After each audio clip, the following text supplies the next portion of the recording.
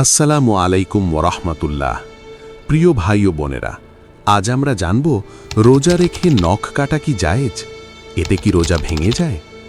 অনেক মানুষ মনে করেন রোজা অবস্থায় নখ কাটলে রোজা ভেঙে যায়, কিন্তু আসলে ইসলামে এমন কোনো বিধান নেই।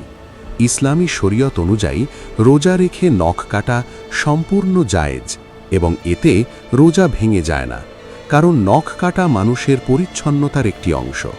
হাদিসে বলা হয়েছে, পরিচ্ছন্নতার কিছু কাজ মানুষের ফিতরাত বা স্বাভাবিক কাজের মধ্যে পড়ে। এই বিষয়ে আমাদের প্রিয় নবী আমাদের নখ কাটা, গোছ ছোট করা এবং শরীর পরিষ্কার রাখার শিক্ষা দিয়েছেন। তাই রোজা অবস্থায় নখ কাটলে কোনো গুনাহ হয় না এবং রোজাও নষ্ট হয় না। প্রিয় দর্শক, ইসলাম একটি সহজ ও সুন্দর ধর্ম, তাই সঠিক জ্ঞান জানা খুবই গুরুত্বপূর্ণ। ভিডিওটি ভালো লাগলে লাইক করুন, শেয়ার করুন এবং ইসলামিক জ্ঞান ছড়িয়ে দিতে আমাদের চ্যানেলটি সাবস্ক্রাইব করুন।